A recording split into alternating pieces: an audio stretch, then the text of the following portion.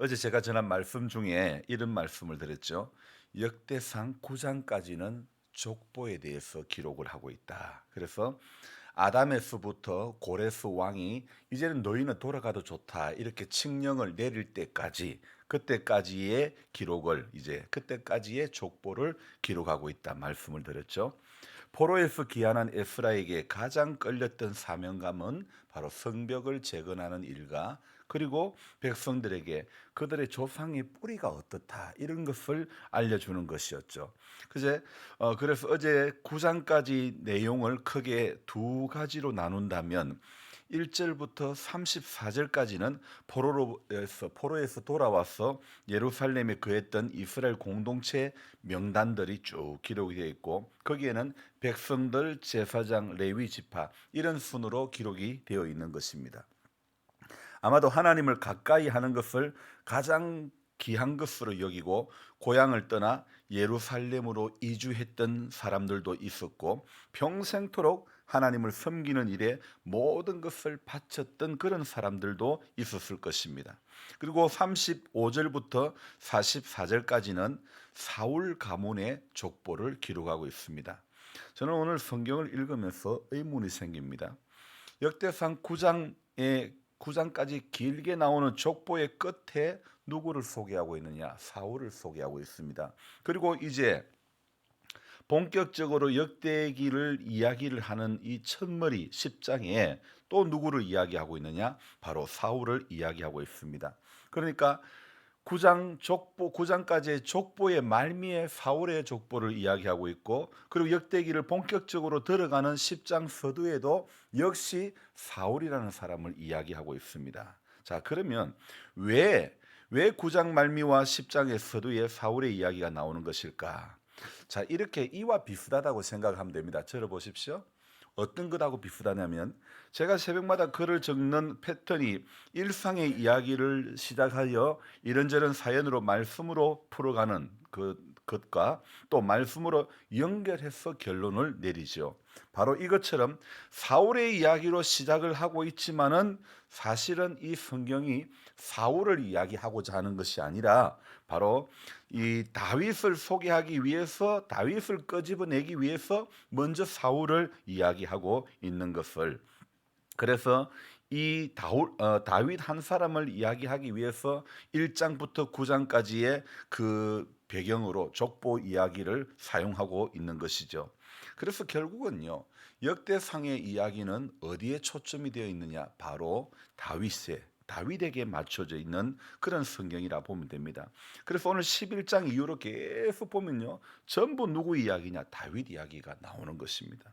그래서 다윗 이야기, 이 다윗은요, 그냥 다윗으로 끝나는 것이 아니라 다윗은 예수님을 예표하는 그런 삶을 살았는데요. 그래서 결국 이 역대상이라는 성경은 궁극적으로 가리키는 인물이 예수님이 되는 것이고, 물론 역대기라고 하는 성경만 예수님을 이야기하는 것이 아니라 성경은 전체가, 66권 전체가 예수님을 보여주고 있다는 것을 우리는 알아야 되는 것입니다. 특별히 오늘 10장은요, 다윗 왕국의 역사라고 하는 이 주제에 시작하는 도입부로서 사울의 비극적인 죽음에 그 관심의 초점을 기록을 하고 있는데, 특히 13절과 14절 사울이 왜 죽었는가, 이 이유를 분명히 설명함으로써 그의 죽음이 하나님의 공의로운 심판이었다는 사실을 우리에게 말해주고 있는 것입니다. 그래서 13절을 우리가 같이 한번 다시 읽어볼까요? 사울이 죽은 것은 여호와께 범죄하였기 때문이라. 그가 여호와의 말씀을 지키지 아니하고 또 신접한 자에게 가르치기를 청하고. 자, 말씀을 같이 읽어야 됩니다. 여호와께 묻지 아니하였으므로 여호와께서 그를 죽이시고 그 나라를 이새의 아들 다윗에게 넘겨 주셨더라. 자, 여러분 봅시다. 사울의 죽음은 결국 무엇 때문에 죽은 겁니까? 여호와께 범죄하였기 때문이라. 또 13절 중간에 가면 말씀을 지키지 아니하고, 그 13절 끝에는요, 신접한 자에게, 무당 같은 사람에게 가르치기를 청하고, 14절에 가면 뭐라고요? 14절 첫머리에 뭐라고 되어 있습니까? 여호와께 묻지 아니하고. 자, 여러분, 오늘 바른 생활은요, 사울의 반대를, 바른 신앙생활은 사울의 반대를 가면 되는 겁니다. 사울이 갔던 길에 반대로 가야 되는 겁니다. 하나님께 범죄하지 말아야 되죠. 하나님께 범죄했기 때문이다. 사울이 죽은 것은 범죄하지 말아야 된다. 말씀을 지키지 아니했다. 말씀을 지켜야 됩니다. 신접한 자에게 가르치기를 청하고 신들린 무당 같은 사람에게 가르침을 청하지 말고 여호와께 묻지 아니하고 하나님께 자주 물어야 된다는 것을 우리는 알아야 되는 것이죠. 제가 일전에 한번 말씀드린 것 같은데 이웃 마을에 한 농부 이야기입니다. 이분은 저와 비슷한 한심한 농부인 것인지 그 동네 사람들이 하는 말이 가가 심는 거 반대로 심으면 된다. 가가 고추 심으면 가가 고추 많이 심는다면 고추는 거의 안 심는 게 좋다. 가가 수박을 심으면 그 해는 수박을 안 심는 게 좋다. 그냥 우스개 이야기인데 그래서 그 동네 사람들이 가 심는 거 반대로만 심으면 돈 번다. 그런 이야기. 오죽 못 맞추었으면 그런 말이 생겨났을까. 그래서 제가 이렇게 생각해 보면요. 농사를 지어 돈을 버는 사람은 그의 대박이 날 작물을 잘 선정해야 되는 건데 물론 그것도 해도 쉽지는 않은 거죠. 곡식 어떤 그 해 가격이 비쌀 것 같은 그 해 가격이 오를 것 같은 것을 감으로 생각해서 심는 거죠. 그렇습니다. 시골에 무슨 농부가 농사를 짓는 분이 무슨 시장 경제를 전공한 것도 아니고 어떤 빅데이터에 의해 가지고 정확한 통계를 낼 수 있는 것도 아니고 대충 올해는 야가 오를 것이야. 이 작물이 오를 것이야. 비쌀 것이야. 그렇게 감으로 하는 거죠. 감으로 예상하는 것이지 실제로 정확한 통계는 되지 않는다는 것입니다. 하지만 여러분 성경을 보는 원칙은 딱 이 한 가지 있습니다. 성경은 감으로 보는 게 아닙니다. 성경은 단순합니다. 복잡한 것을 논하는 책이 결코 아니라는 것입니다. 그냥 이렇게 생각하면 어떨까요? 성경을 보면서 여러분께서 성경의 좋은 모습으로 기록된 사람은 내가 따라가야 될 사람이다. 그렇게 생각하고 또 성경에 우리가 보기에 이러면 안 되는데 싶은 사람은 우리가 따라가면 안 된다는 것 우리가 알아야 됩니다. 그래서 너무 쉬운 내용으로 말씀드려서 하나도 느낌이 없을 수도 있겠지만은 여러분 복음이 굳이 어려울 필요는 하나도 없습니다. 복음은 그냥 단순한 것입니다. 날 사랑하심, 날 사랑하심, 날 사랑하심 성경에 써였네. 여러분 성경에서 주님이 날 사랑한다는 걸 찾으면 되는 거예요. 성경에 쓰인 것이 나를 사랑한다. 우리를 사랑한다는 것이 여기에 기록되어 있지 않습니까? 병원에 가면요. 처방을 내려주고 약국에 가면 약을 줍니다. 병원 가서 약 지달라고 하는 시대는 지났습니다. 약국 가서 약을 지어달라고 하는 처방해달라는 그런 시대는 지났죠. 그런 것에는 이제는 말 안 해도 몸이 아프면 이제 두 곳을 꼭 다녀오지 않습니까? 먼저는 병원 갑니다. 그리고 처방전 하나 받아가지고 약국을 갑니다. 자, 그러면요.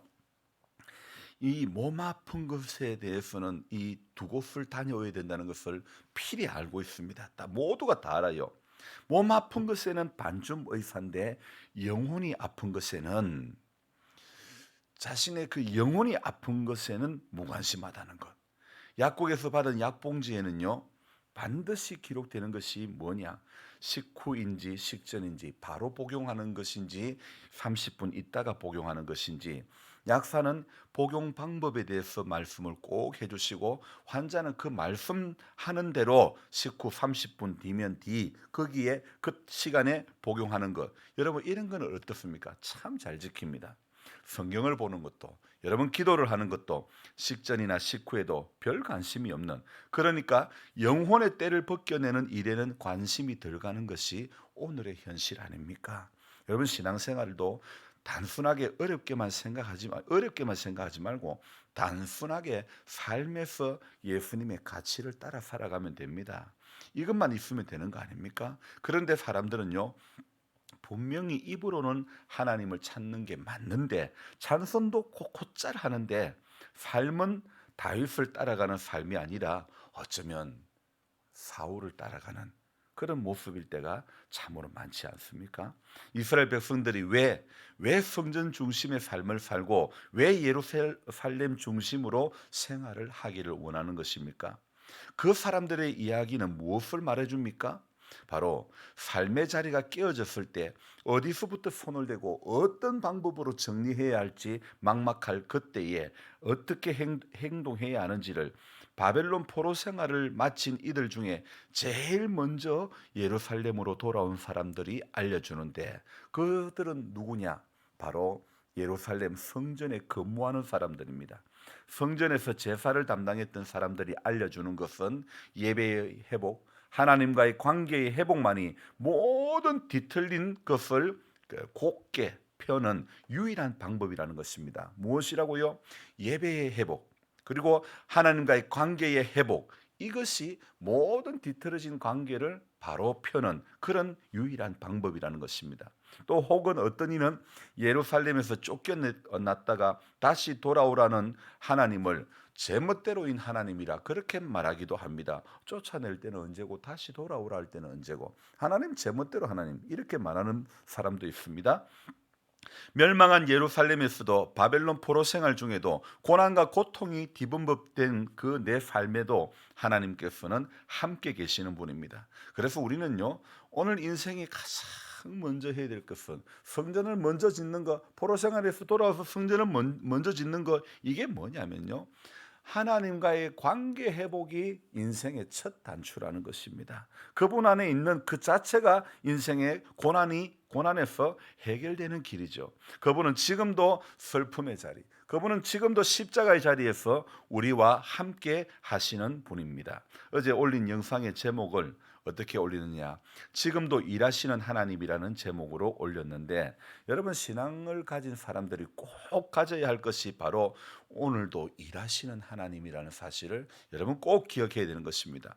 몸이 아파 병원과 약국을 다녀온 사람은 단순하게 식전인지 식후인지, 바로 먹는 것인지 30분 뒤에 먹는 것인지, 그것만 복용하고 먹으면 되는 거 아닙니까? 그런데 하나를 하나를 보고 이거는 어느 제약회사의 약이고, 이거는 위장약이고, 이거는 뭐 소염 진통제고, 이런 거 굳이 알 필요가 하나도 없는 겁니다.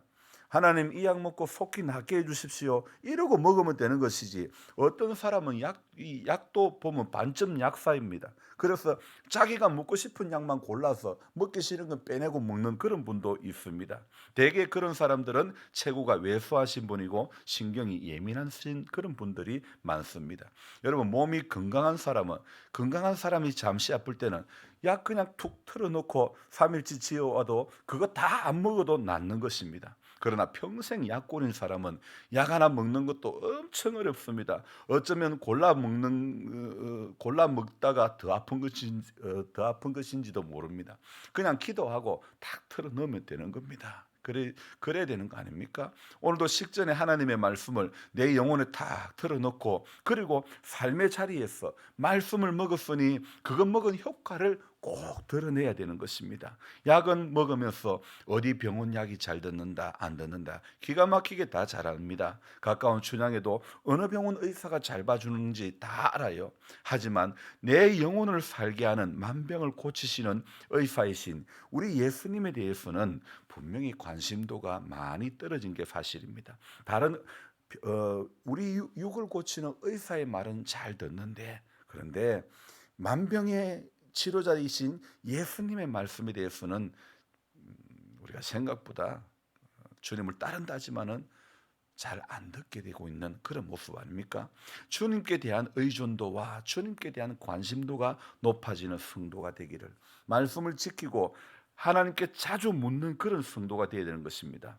복 주실 그분은 안 보고 복만 보고 가는 그런 신앙이 되면 안 되는 것입니다. 아버지는 보지 않고 아버지 주머니의 사탕만 바라보는 것은 어린아이 시절로 끝을 내야 되는 것입니다. 여러분, 교회 와서 하나님 아버지는 안 보고 사람 말만 무성하게 들으려고 오는 것 되면 안 되지요. 분명히 오늘도 기억해야 되는 것은 하나님은 오늘도 일하시는 하나님이다. 그래서 일하시는 그 하나님의 오늘 말씀을 저와 여러분들을 지켜야 되고 하나님께 자주 물어야 되는 겁니다. 사울이 죽은 것은 하나님께 범죄했기 때문이다. 그래서 말씀을 지키고 자주 묻고 하나님의 그 음성을 따라 오늘도 하나님의 말씀을 내 영혼에 넣고 그 말씀이 우리가 지시하는 방향대로 말씀이 효과를 우리의 하루의 삶 가운데서 드러낼 수 있는 그런 인생이 되기를 주님의 이름으로 부탁드립니다. 기도하겠습니다. 하나님, 우리 안에는 말씀을 따라 살아갈 만한 그런 능력이 없습니다. 그래서 오늘도 성령님을 의지합니다. 성령께서 주시는 음성이 우리에게 들리게 해주시고 성령께서 보여주시는 것이 우리에게 보여지는 은혜가 있기를 소망합니다. 하나님 아버지는 보지 않고 우리는 하나님 아버지로부터 복만 받으려고 하는 그런 기복적인 신앙인 모습일 때가 얼마나 많은지 모릅니다. 아버지 안에 있고 너희가 내 안에 있으면 무엇이든지 구하라 그러면 이루리라. 하나님 말씀이 있는 자, 하나님의 사랑 가운데 붙들리고 하나님은 오늘도 일하시는 하나님이라는 것을 인정하는 자는 오늘도 하나님께서 계획하신 모든 것들을 다 자기의 것으로 누리고 취하고 그 은혜 가운데 붙들려 살게 되는 줄 믿습니다. 하나님, 지금 환경이 어렵고 지금 상황이 답답하고 지금 내 육이 문제가 많고 고장난 곳이 한두 개가 아니라 할지라도 오늘 우리는 분명히 알아야 될 것은 잠시 머물다 갈 세상에 연약한 흙으로 지어진 이 육이기 때문에 자주 아프고 자주 넘어질 수밖에 없습니다마는 그러나 우리의 이 약함을 인해서 주님을 바라볼 수 있는 것이 은혜이고 우리의 부족함 때문에 하나님 앞에 기도할 수 있는 것이 은혜이고 하나님 오늘도 하나님을 구할 줄 아는 것이 성도의 복된 삶인 줄로 믿습니다. 사울은 하나님께 범죄했습니다. 말씀을 지키지 않고 신접한 자에게 묻기를 청하고 그리고 하나님께 묻지 아니하고 자기 마음대로 자기 감정에 끌린 그래서 시기와 질투의 인생을 살다가 비참한 최후를 맞이하고 말았습니다. 신앙생활하면서 주님 말씀을 지키지 아니하고 여호와께 묻지 아니하고 내가 신앙생활한다고 착각하고 있는 그런 인생이 되지 않기를 원합니다. 오늘 하루도 하나님 작은 것 하나까지라도 하나님 앞에 세밀하게 아뢰고 주님이 주시는 그 말씀, 주님이 주시는 그 음성을 듣고 하나님 오늘도 순종하며 살게 해 주시옵소서. 믿는 것과 사는 것이 하나가 된 그런 우리의 삶이 되도록 하나님 도와 주시옵소서. 귀하신 예수님의 이름으로 감사하며 기도드리옵나이다. 아멘. 간절한 마음으로 주여 부르고 기도합니다. 주여, 주여, 주여.